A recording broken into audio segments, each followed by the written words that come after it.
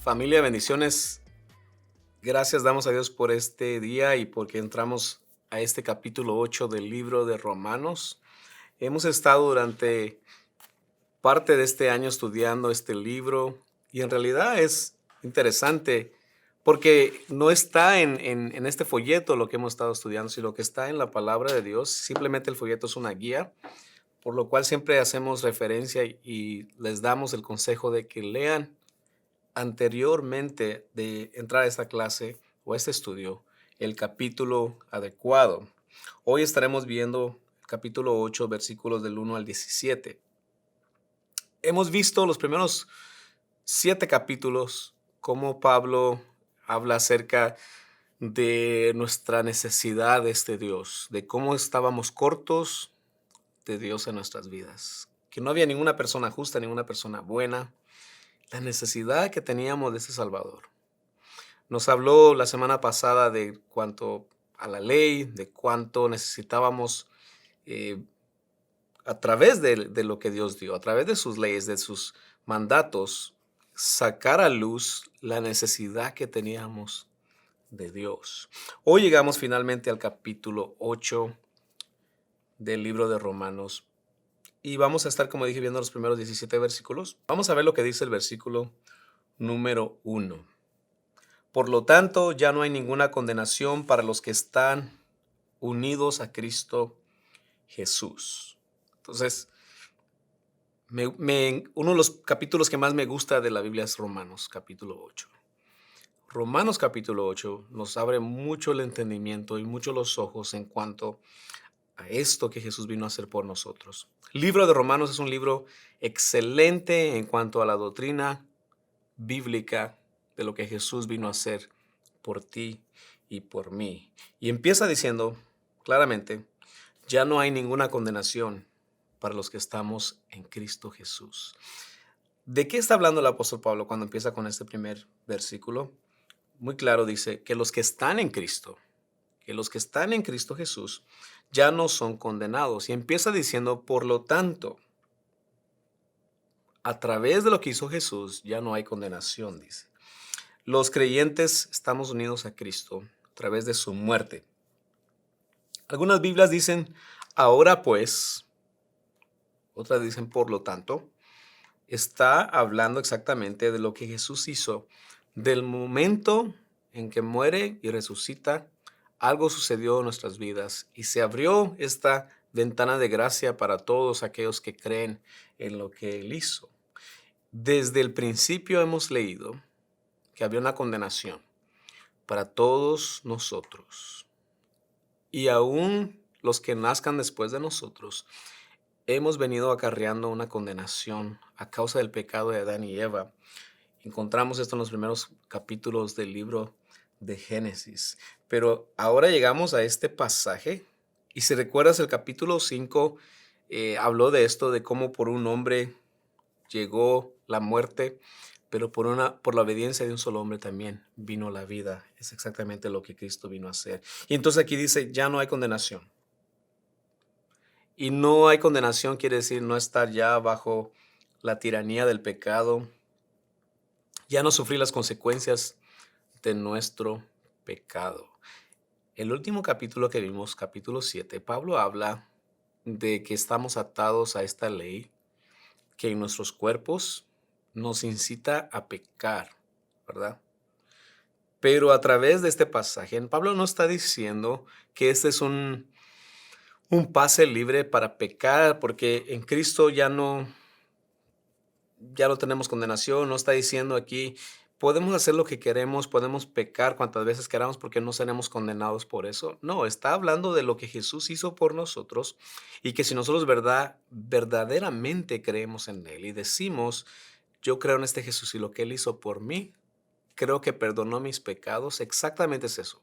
Toda condenación Cristo la llevó por nosotros. El verso 2 dice, pues por medio de Él, la ley del Espíritu de vida, me ha liberado de la ley del pecado y de la muerte. Ahí está. Ley, La palabra original que se usó ahí fue nomos, los mandamientos, la ley. Era la regla, la autoridad que Dios puso. Era la ley mosaica para ellos. Muchas de nuestras leyes hoy en día están basadas en la Biblia. Mucha gente dice, yo no creo en Dios, yo no creo en la Biblia, pero muchas de nuestras leyes están basadas en la Biblia. Y muchas de nuestras leyes y nuestras ordenanzas están basadas en los mandamientos de Dios. No necesitamos ser judíos necesariamente para entender que hay leyes en la tierra que se siguen hoy en día que son basadas en la ley de Dios. El matar es un ejemplo de ellos. El matar está en la Biblia, no matarás, es uno de los mandamientos. Las leyes terrenales dicen también que no hay que matar. Interesante. Y no es que como creyentes estamos fuera de las leyes y ya no tenemos que obedecer las leyes. Está hablando de que la ley hasta cierto punto solamente podía hacer algo y era exponer el pecado. Y lo único que traía después de exponer el pecado era hacernos ver nuestras faltas. Y muchas veces teníamos que pagar las consecuencias inmediatamente de quebrar ese mandamiento. Hoy dice que a través de Cristo somos libres de la condenación. Jesús pagó el precio por nuestros pecados. Por medio de Él, la ley del Espíritu da vida y me ha liberado de la ley del pecado y de la muerte. Entramos entonces bajo una nueva ley, la ley del Espíritu, dice aquí. Versículo 3 nos da un ejemplo más claro de la diferencia que hay en esto y dice, en efecto, la ley no pudo liberarnos porque la naturaleza pecaminosa anuló su poder. Por eso Dios envió a su propio Hijo en condición semejante a nuestra condición de pecadores para que se ofrecieran sacrificio por el pecado. Así condenó Dios al pecado en la naturaleza humana. Ahí está. Y dice, en efecto, habla de la ley, porque esta ley, dice, no pudo librarnos porque la naturaleza pecaminosa anuló su poder. ¿Era la ley mala? No. ¿Era el mandamiento de Dios malo? No. Pero, de acuerdo a lo que dice aquí, estábamos bajo la ley del pecado y entonces eso hizo que anulase la efectividad de la primera ley. En otras palabras, era muy difícil que nosotros llegásemos a cumplir la palabra de Dios a cabalidad. Imposible. Pero Cristo lo hizo posible. Dice, ¿cómo es que Cristo hizo posible esto? Fácil. Dice que Dios envió a su Hijo por nosotros.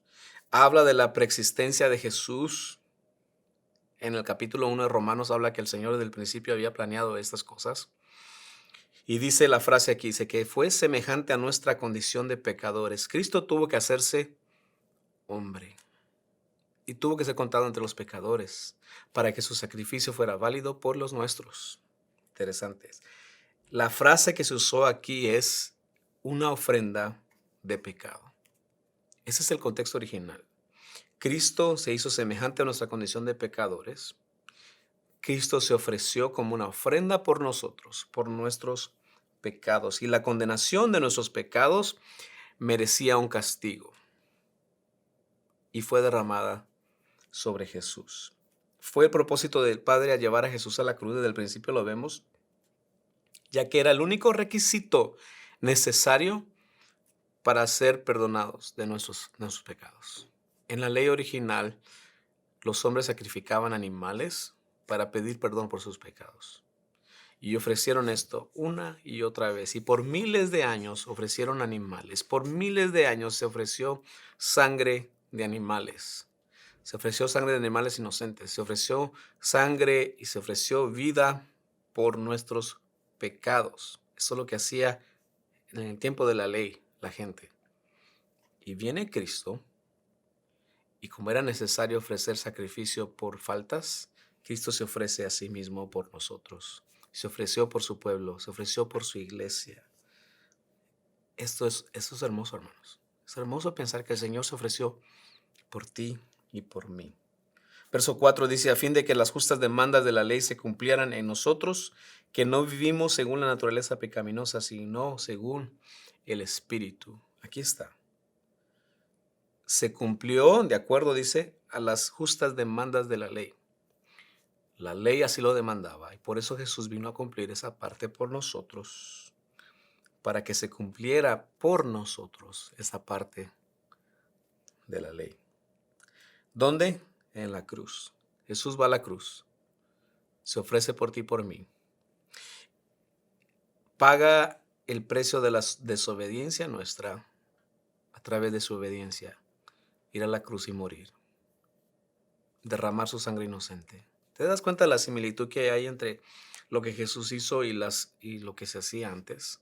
Se sacrificaban animales, se sacrificaban corderos, se sacrificaban vida inocente, pero llegó el momento cuando se ofrece la vida de Cristo, su vida inocente, su vida completamente justa. No por uno, no por dos, no por 100, no por 1000, por toda la humanidad, por todos los que hemos pecado desde el principio y hasta el día que el Señor venga. Jesús pagó el precio absolutamente por todos y se cumplió, dice aquí. Se cumplió en nosotros esta demanda que había. En realidad es que solamente Jesús podía cumplir este requisito por nosotros, por la humanidad. Y luego entonces Pablo entra ya en más detalles, dice, ahora nosotros ya no vivimos según esta naturaleza pecaminosa, sino según el Espíritu. Y esto es interesante. Está hablando de dejar de vivir la vida que teníamos antes y empezar a vivir una vida nueva en Jesús. A fin, dice, ¿verdad? No solamente de cumplir, fíjate, esa demanda, sino también dice, ya ahora no vivimos según la naturaleza pecaminosa. Hablamos la última clase acerca de esto. Cómo nuestra naturaleza lucha constantemente por desobedecer a Dios. Y la única forma de vencer esto es vivir bajo su espíritu. Entregarle al Señor esa voluntad y decir, Señor, yo no quiero vivir más esa vida pecaminosa. Quiero vivir absolutamente para ti. Pablo entonces aquí hace énfasis muy claro en esto. Dice que, ¿de qué estamos hablando cuando dice que no vivimos según la naturaleza pecaminosa? Está hablando de la naturaleza de este mundo. Vivir en la carne. Es un estilo de vida. Y es el estilo de vida humano, normal, natural para todo el mundo. Y ahora dice, ahora no vivimos en eso, sino que caminamos en el Espíritu. Caminamos según el Espíritu. Antes vivíamos bajo el control de la carne, de nuestra naturaleza pecaminosa, y ahora entramos entonces a una vida de valores. Ahí está claro. Podríamos decir así, que este término que está mal dicho allá afuera, pero una nueva era, ¿verdad? O sea, el Señor vino a hacer algo nuevo completamente. Y a partir de Jesús, el Señor quiere que todos vivamos en un mundo diferente. Dominado, si podríamos decir así, por su Espíritu. Guiado por su Espíritu. En el capítulo 7 que leímos la última vez, decía que estábamos cautivos y Pablo habló acerca de esto. No estaba Pablo promoviendo el pecado, ¿verdad? A través de lo que dijo de que era imposible cumplir la ley y que él era débil y que él no podía, sino que lo que quería hacer era resaltar la necesidad de este Jesús. Pero que en Cristo es posible vivir una vida diferente. El Hijo nos ha librado del cautiverio del pecado. Eso es lo que quiso decir Pablo. Para que ahora podamos guardar su ley y vivamos en obediencia a Él. Verso 5 dice, los que viven conforme a la naturaleza pecaminosa fijan la mente en los deseos de tal naturaleza. En cambio, los que viven conforme al Espíritu fijan la mente en los deseos del Espíritu. Ahí está. ¿Cómo sabemos que hemos dejado de vivir una vida pecaminosa y hemos dejado de vivir el estilo que la carne? Esto, nuestro deseo interior. ¿Cómo sabemos que hemos dejado de vivir eso y hemos entrado a vivir en la vida en el Espíritu? Aquí lo dice, que los que están en la carne todavía tienen fijada su mirada en los deseos de este mundo, de su naturaleza. Creo que más claro no lo puede decir Pablo. En otras palabras, el que está todavía viviendo bajo este dominio, bajo la carga del pecado, quizás todavía no ha sido liberado de esta condenación del pecado, es aquel que sigue viviendo una vida así. Mientras que los que están en el Espíritu, su deseo es agradar a Dios. Su meta es vivir de acuerdo a lo que el Señor dice y fijan su mirada en las cosas de Dios. ¿Por qué? Porque ahora tienen de su Espíritu. El Espíritu Santo vive en nosotros. De acuerdo a esto que Pablo está diciendo, estos dos tipos de personas son así. Los que viven según la carne, precreyentes, o personas que no han escuchado del Evangelio, no han escuchado lo que Jesús hizo, ¿verdad? Y los que viven según el Espíritu, o creyentes, personas que ya han creído en Jesús y que tratan y que han entregado su voluntad al Señor. Los que viven en la carne, podríamos decir, de acuerdo a lo que dice el libro de Gálatas también, capítulo 5, habla todo esto. Los que viven en la carne, ¿cómo sabes que alguien vive en la carne y todavía no está viviendo en el Espíritu y en la voluntad de Dios? Pablo lo presenta así en Gálatas, dice que hay toda clase de inmoralidad sexual, impureza, libertinaje, idolatría, brujería, odio, discordia, celos, arrebatos de ira, rivalidades, disensiones, sectarismos, envidia, borracheras, orgías y cosas que se parecen. Yo espero que tú que estás viendo en este día no vivas todavía en esa vida. De lo contrario, estamos sujetos a la condenación de Dios.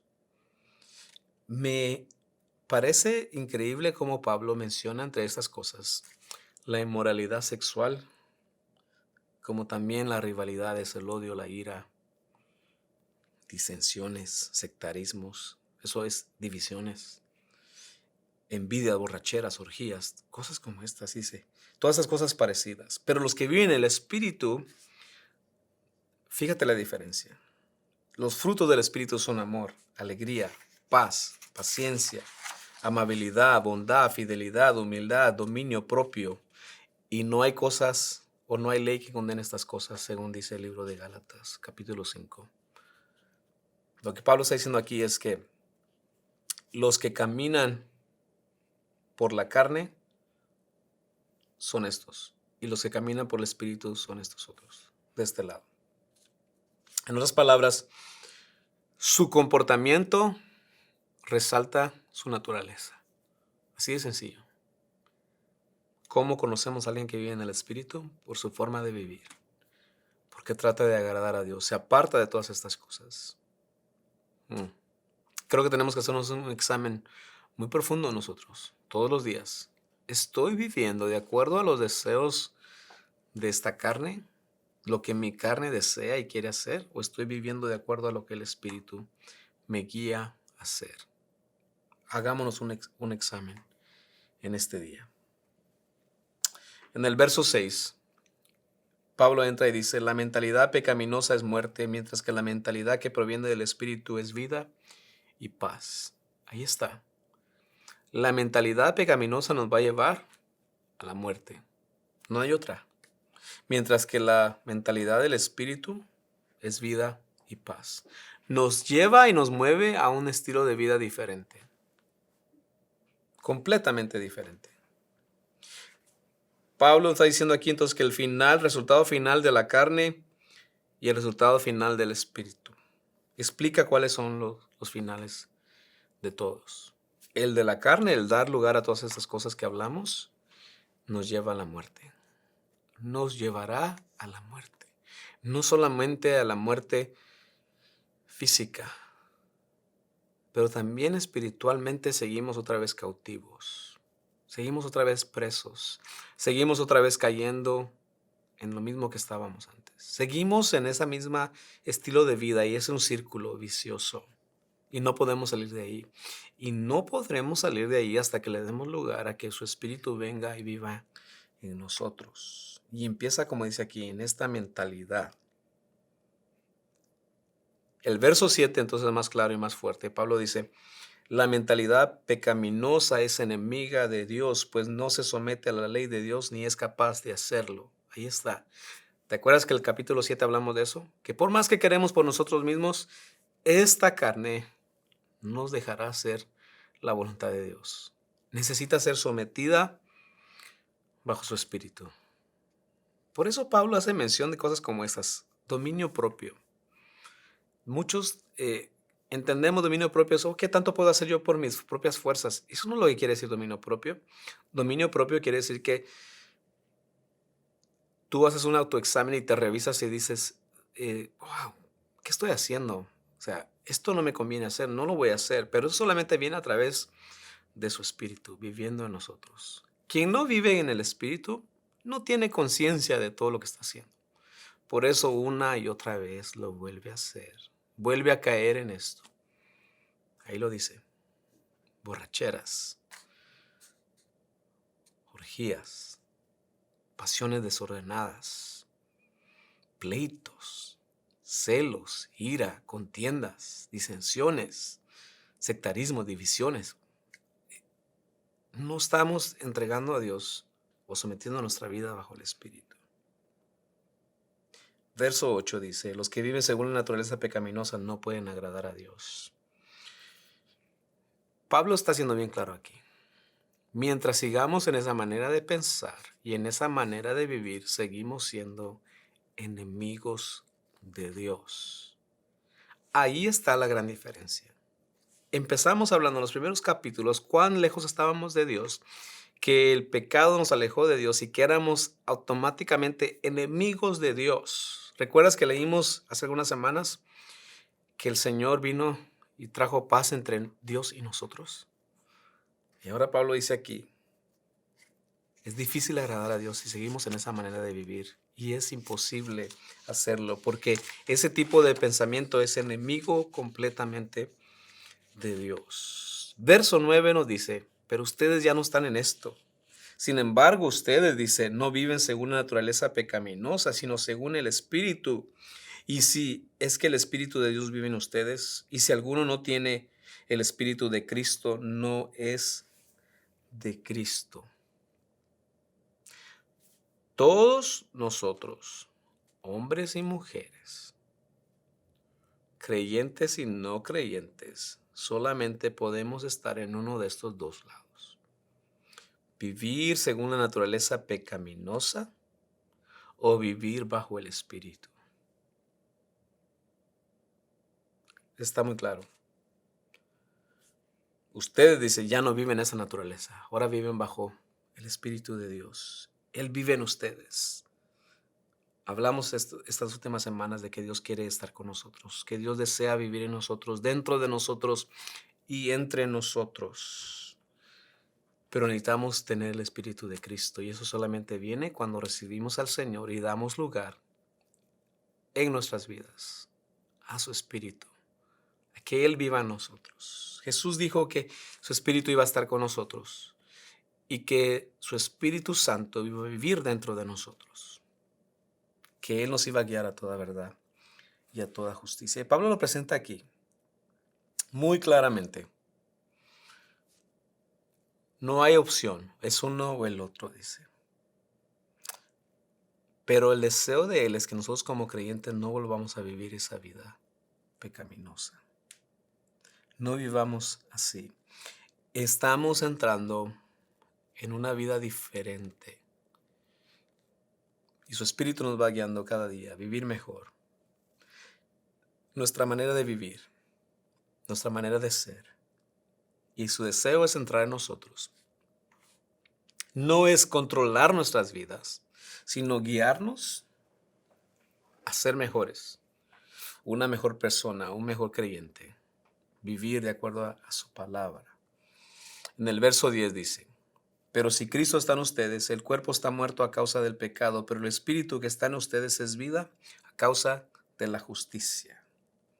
Ahí está. Si Cristo mora en nosotros, si Cristo vive en nosotros, dice, si este es el espíritu que vive en nosotros, si ese es el espíritu que vive en ustedes, si Cristo vive en ustedes, su cuerpo está muerto al pecado, pero el espíritu que está en ustedes da vida a causa de la justicia. Su espíritu nos motiva a nosotros a vivir para Él. Y ya no queremos vivir como estábamos viviendo antes. Se refiere a lo que el Espíritu Santo hace en nosotros. Necesitamos que Dios viva en nosotros. Su espíritu vive en nosotros. Su Espíritu Santo quiere morar en nosotros, pero también da vida a nuestro espíritu, dice. También da vida a nuestro espíritu. Necesitamos pedirle a Dios todos los días: Señor, vive dentro de mí. Yo no quiero vivir esta vida que estoy viviendo. No. Habla de la vida nueva en Jesús. Y Pablo está señalando aquí que aunque estamos ligados a este cuerpo terrenal y mortal todavía, tenemos residiendo dentro de nosotros algo diferente. Un espíritu de poder dentro de nosotros. Un espíritu que muera dentro de nosotros, que dice que nos ayuda a ya no ser esclavos del pecado. Verso 11. Y si el espíritu de aquel que levantó de Jesús entre los muertos vive en ustedes, asimismo, el mismo que levantó a Cristo de entre los muertos también dará vida a sus cuerpos mortales por medio de su espíritu que vive en ustedes. Interesante esta parte del pasaje. El mismo espíritu que levantó a Cristo de entre los muertos vive en nosotros, dice. No sé si logras imaginar esto, captar todo esto. El mismo espíritu, el mismo poder que levantó a Cristo de entre los muertos, ahora vive dentro de nosotros. Ahora, entonces quiere decir que sí es posible vivir una vida diferente en Jesús. Y ese mismo espíritu va a estar con nosotros porque es el que nos va a dar vida el día que muramos, dice. Dará vida a nuestros cuerpos mortales. ¿Te das cuenta? Ese mismo espíritu que levantó a Cristo de entre los muertos, un día nos resucitará también a nosotros.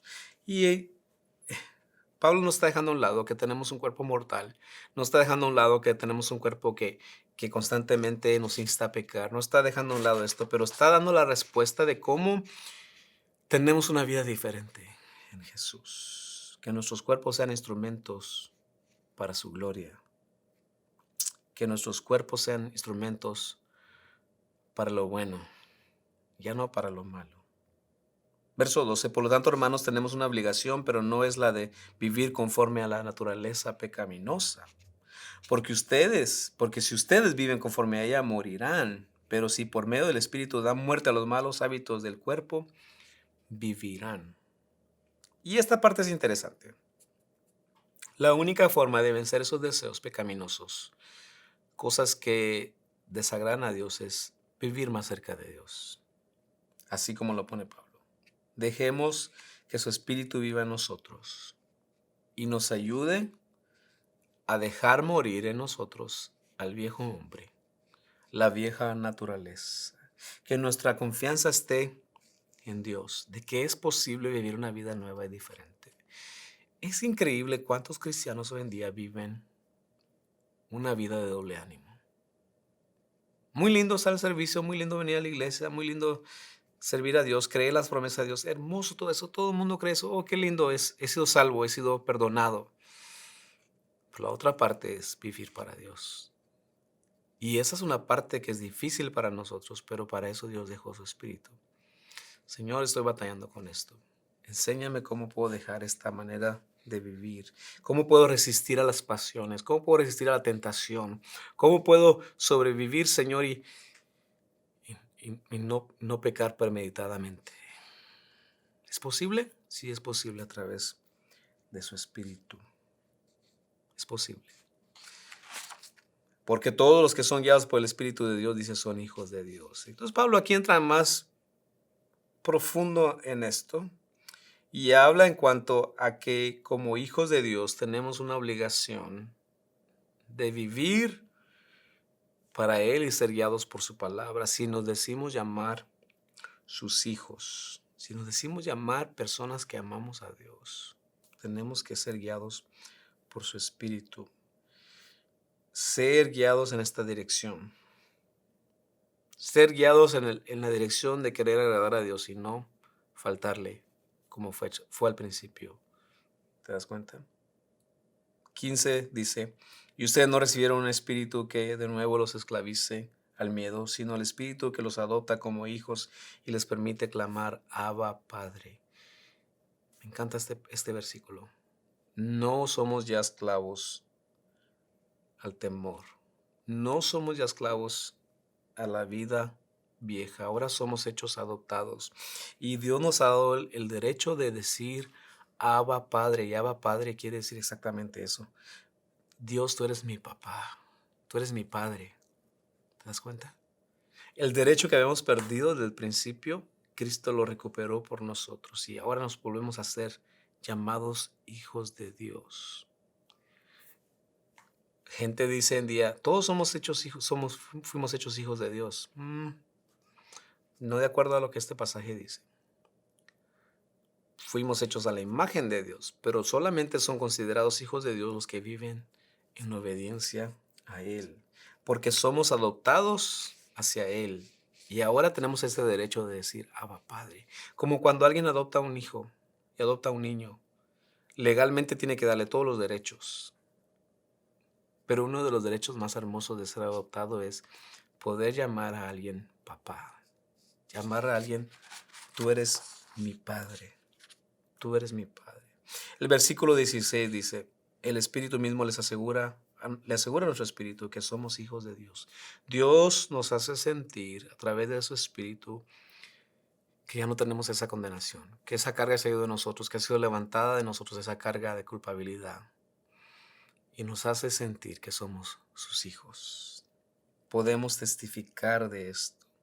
Podemos reflejar que somos hijos de Dios porque nuestra manera de vivir lo refleja. Nuestra manera de hablar lo refleja que ahora somos hijos de Dios. Que ahora pertenecemos a Él. Nuestras conversaciones, nuestra manera de vivir. Y el verso 17 termina con esto. Y si somos sus hijos, somos herederos, herederos de Dios y coherederos con Cristo, pues si ahora sufrimos con Él, también tendremos parte con Él en su gloria. Dios nos adopta como sus hijos y dice que todo lo que es de Jesús es nuestro. Somos coherederos. Quiere decir que lo que le pertenece a Jesús nos pertenece a nosotros. Lo que suframos hoy en día, dice aquí en día también, en nuestra vida, lo gozaremos también en su gloria. Está hablando de nuestra manera de vivir en Él nuevamente, dejar la vida anterior y ahora vivimos con Él. Partícipes con Él y si sufrimos con Él, un día también veremos su gloria y recibiremos la herencia de Dios prometida desde el principio, desde Abraham, desde Adán, desde las generaciones anteriores a nosotros, el plan perfecto de Dios de vivir cerca de Él. Pablo lo dice. Acuérdate cómo empezó diciendo, ya no hay condenación para los que están en Jesús. Todo lo que Dios planeó desde el principio vuelve a ser nuestro a través de Jesús. Y Dios nos lo vuelve a dar como Padre que es. Y quiere dárnoslo otra vez. No es como que Dios quiere cobrarnos primero lo que hicimos y después la herencia. A través de Jesús dice exactamente, el Señor perdonó todo y ahora entramos a ser coherederos. Si vivimos en Cristo Jesús. Creo que es muy claro. No hay condenación para los que están en Cristo. Y es posible vivir una vida victoriosa en el Espíritu si dejamos que Él viva en nosotros. Y entonces podremos con toda seguridad decir, Dios es mi Padre, porque ahora vivo para Él, porque deseo agradarle solo a Él. Hay algo dentro de nosotros que produce eso y ese es su Espíritu Santo viviendo en nosotros. Pablo hace mención aquí del sufrimiento, de todo lo que puede pasar, las persecuciones, las ansiedades, las tensiones, todo lo que nos pueda venir. Pero si vemos lo que Jesús hizo por nosotros, no es comparable a la vida venidera. Yo te insto este día, hermano y hermana, a que vivas para Dios y que le digas, Señor, enséñame a vivir para ti todos los días de mi vida. Gracias por que ya no hay condenación para mí, pero quiero vivir en el Espíritu. Quiero orar por nosotros en este día. Señor, te damos gracias porque a través de tu palabra encontramos que ya no hay condenación para los que están en Cristo. Señor, enséñanos cada día a vivir esto, Señor. Que hemos sido perdonados, hemos sido transformados y que tu palabra, Señor, en nosotros produce algo diferente cada día. Que la vida en el Espíritu, Señor, constantemente nos renueva a tratar de vivir para ti, agradarte a ti. No estamos bajo la ley del pecado ya. No estamos bajo la condenación ya, porque Cristo pagó por todas nuestras faltas y todos nuestros pecados y nos vino a ser libres de todas nuestras transgresiones. No para seguir pecando, para que se multiplique la gracia, como vimos hace algunas semanas. Ahora vivimos, Señor, para agradarte y deseamos agradarte. Pedimos que los frutos de tu Espíritu sean reales en nosotros cada día y podamos reflejar así tu gloria. Gracias porque ahora podemos clamar a ti. Abba, Padre, tú eres nuestro Padre, Señor. Tú eres nuestro Padre celestial. Gracias te damos, Señor, por aceptarnos como tus hijos, adoptarnos a tu familia de nuevo, Señor, a través de la obediencia de Cristo. Gracias, Señor, por pagar nuestras faltas y volvernos a unir a tu familia. En el nombre de Jesús te damos gracias, Señor. Amén y amén. Que tengan una excelente semana. Júntense con sus grupos y platiquen de las bendiciones que hemos hablado hoy a través de vivir una vida en el Espíritu. Que Dios te bendiga.